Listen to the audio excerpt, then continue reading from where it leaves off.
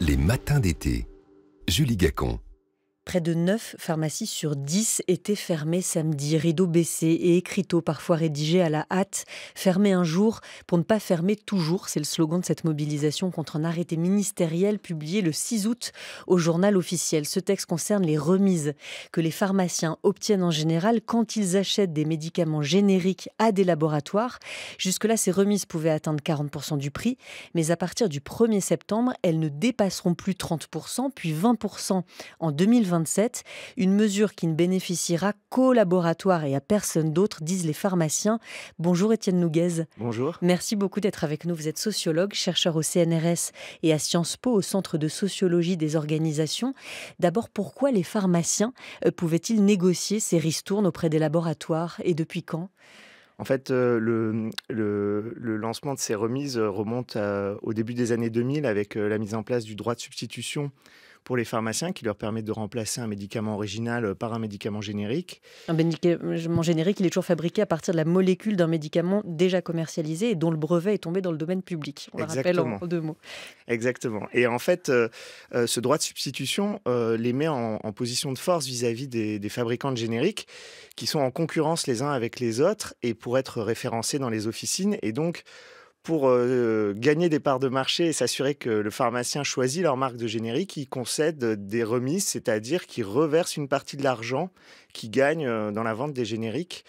Et ces remises se sont beaucoup développées jusqu'à parfois atteindre 80% du prix du médicament.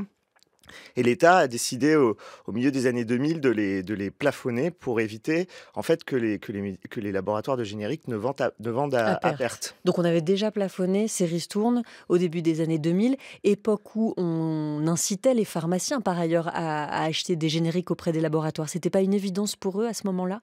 En fait, pendant très longtemps, les pouvoirs publics ont choisi de fermer les yeux sur ces pratiques-là, précisément parce que c'est ce qui permettait le développement des génériques. Ça a incité beaucoup les pharmaciens à développer la substitution.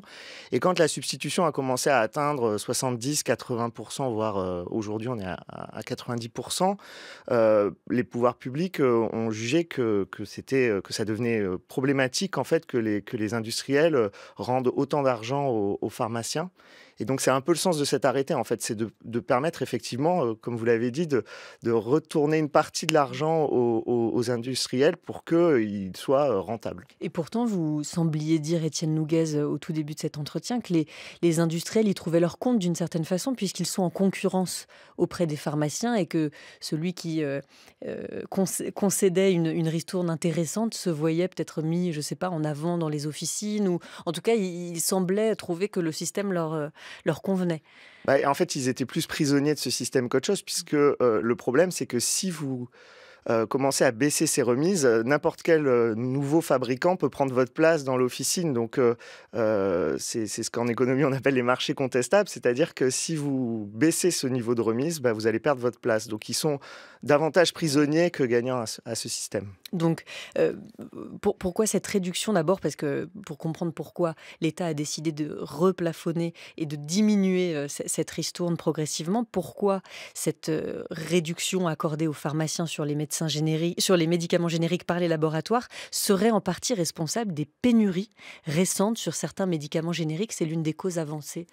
Alors, c'est de mon point de vue un argument un peu fallacieux parce que c'est précisément l'inverse qui est visé.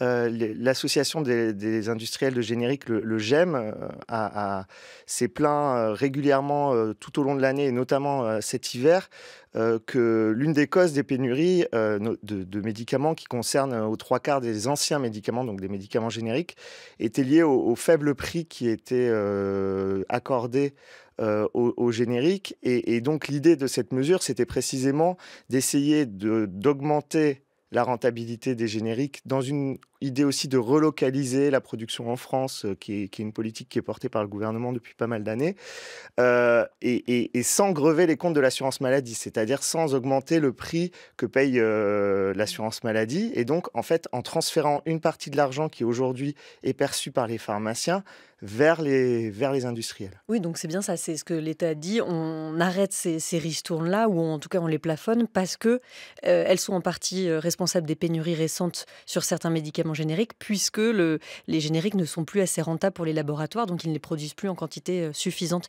Pourquoi donc l'État trouve-t-il aujourd'hui que c'est trop? Il doit résoudre une équation complexe pour limiter les pénuries et donc les délocalisations d'usines de génériques. Le laboratoire Biogarant, par exemple, on sait qu'il va être vendu à un fonds d'investissement européen. C'est le principal fabricant français de médicaments génériques. Aujourd'hui, les laboratoires disent que leurs difficultés viennent de cette ristourne accordée aux pharmaciens.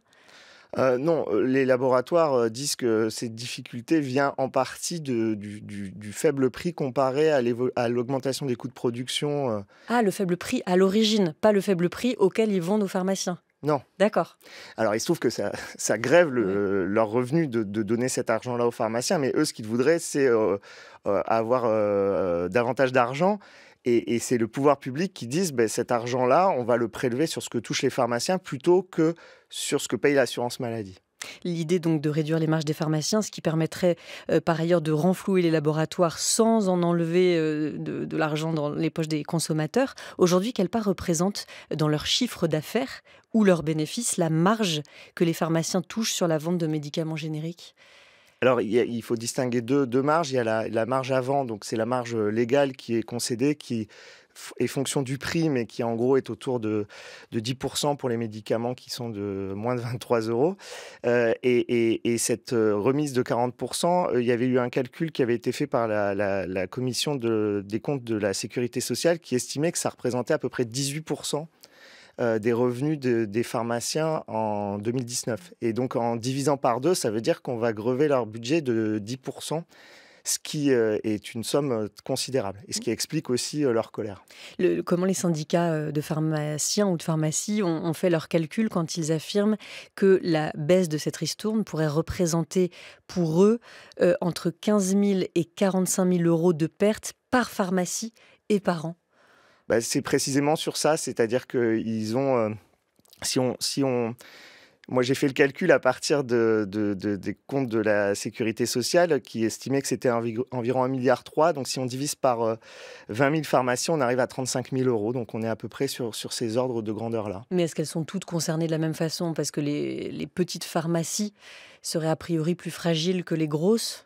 C'est ça, en fait, cette remise, elle va toucher toutes les pharmacies, cette baisse de remise, pardon, mais évidemment, elles ne sont pas toutes en mesure de l'absorber de la même façon. Les plus petites pharmacies, qui sont déjà extrêmement fragilisées, risquent effectivement de mettre la clé sous la porte, quand les pharmacies un peu plus grosses pourront peut-être être amenées à licencier du personnel pour absorber ce choc.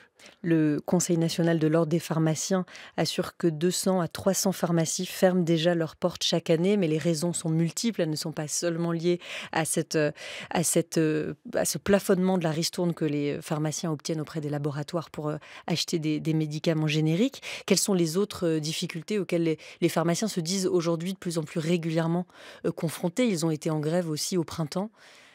Il y a un enjeu qui est évidemment celui des déserts médicaux. Si les pharmaciens ont en partie bénéficié de ces déserts médicaux pour enrichir leurs activités en développant la téléconsultation, la prescription, la vaccination, dans les régions vraiment les plus désertiques, c'est très compliqué pour eux puisqu'en fait une partie importante de leurs revenus, pour pas dire la quasi-totalité de leurs revenus, dépendent des prescriptions des médecins. Donc quand il n'y a plus de médecins pour prescrire, les pharmaciens ne peuvent plus dispenser de médicaments et donc il y a beaucoup de pharmacies qui sont en grande difficulté. Par ailleurs, elles ont dû engager des investissements assez forts pour répondre à ces nouvelles missions. Et donc, pour beaucoup, leur rentabilité est mise à mal. Et puis, les baisses de prix qui ont beaucoup touché les médicaments ces 10-15 dernières années ont aussi partiellement diminué les revenus des pharmaciens, même si de plus en plus, ils vont être payés plus à l'acte qu'à la boîte de médicaments délivrés. Ça, c'est nouveau, que les nouveau à l'échelle de l'existence de ce métier, Oui. qu'ils soient payés à l'acte plus qu'à la boîte de médicaments. C'est une transformation qui s'est opérée depuis une dizaine d'années et qui vise en fait à décorréler le revenu des pharmaciens du prix des médicaments parce que ça posait systématiquement les mêmes problèmes que ce qu'on voit aujourd'hui sur les remises, c'est-à-dire que quand les pouvoirs publics voulaient baisser les prix, en fait, les pharmaciens se mettaient en grève parce que ça diminuait leurs revenus. Et donc, on est de plus en plus... dès 2019, en fait, la majeure partie des revenus ne dépendait pas du prix des médicaments, mais des honoraires de dispensation que les pharmaciens touchent sur chaque ordonnance. Donc les pharmaciens ne sont plus rémunérés seulement par la vente de médicaments et la marge qu'ils se font. Et par ailleurs, vous expliquez, Étienne Nouguez, qu'ils ont de nouvelles missions, notamment depuis la pandémie de Covid-19, la téléconsultation, mais aussi la réalisation des tests d'orientation diagnostique, les tests Covid et autres, mais aussi pour les angines. Enfin, c'est une panoplie de nouvelles missions qu'ont eu les pharmaciens, mais qui les rémunèrent quand même. Ils s'y retrouvent au bout du compte? Alors oui, ils s'y retrouvent. Ça ne représente pas la majeure partie de leurs revenus, mais c'est une part qui est en croissance. L'avantage, par exemple, des tests les TROD, les tests d'orientation et de diagnostic, c'est qu'ils mêlent la vente d'un test à la réalisation de l'acte consistant à faire le test et éventuellement à la prescription d'un antibiotique. Donc oui, il y a ces nouvelles missions mais en fait la profession est un peu au milieu du gué parce qu'elle est encore un peu dépendante de l'ancien modèle où ils sont rémunérés sur la base des prix des médicaments et vers ce nouveau modèle où ça deviendrait des professionnels de santé rémunérés à l'acte et ça nourrit aussi ces tensions pour les pharmaciens parce que financièrement l'équilibre n'est pas encore trouvé entre ces deux modes de financement. Ils peuvent compter sur les syndicats pour les défendre. J'ai l'impression que les syndicats de pharmaciens sont quand même forts et pas très divisés. C'est-à-dire ils n'ont pas de grands dans la façon dont ils présentent les choses. Ils sont assez unanimes. Oui, les pharmaciens d'officine sont une profession très organisée et très disciplinée. C'est ce qui explique aussi le succès de la politique des génériques et du droit de substitution. C'est qu'ils ont été capables de se mobiliser comme un seul homme ou une seule femme pour développer cette substitution. Mais ça veut dire aussi que quand ils sont en colère et qu'ils veulent faire pression sur l'État, ils sont aussi très, très actifs, comme l'ont montré les chiffres de mobilisation que vous avez cités. Et ils ont aussi des oreilles politiques. Récemment, une trentaine de sénateurs ont interpellé le ministère de la Santé sur cette baisse des remises et exprimé leurs propres inquiétudes sur le risque de voir s'étioler ce maillage de proximité. Ils arrivent à faire valoir ce rôle-là qu'ils ont d'un maillage médical à grands traits de proximité, y compris dans les zones, les déserts médicaux. Mais ça a été leur grand atout, notamment pour obtenir ces nouvelles missions. C'est que contrairement aux médecins dont la répartition géographique est très, très inégalitaire, les pharmaciens, avec la carte des officines qui leur interdit de s'installer n'importe où, en fait, ont un très, très bon maillage territorial et sont devenus un peu l'un des services de proximité de santé, avec aussi les infirmiers libéraux et puis évidemment les hôpitaux. Mais la difficulté, c'est, comme je le disais tout à l'heure, c'est que sans médecins, c'est difficile pour les pharmaciens de se maintenir sur ces territoires-là. Et donc, il est possible aussi que la désertification médicale entraîne une désertification pharmaceutique.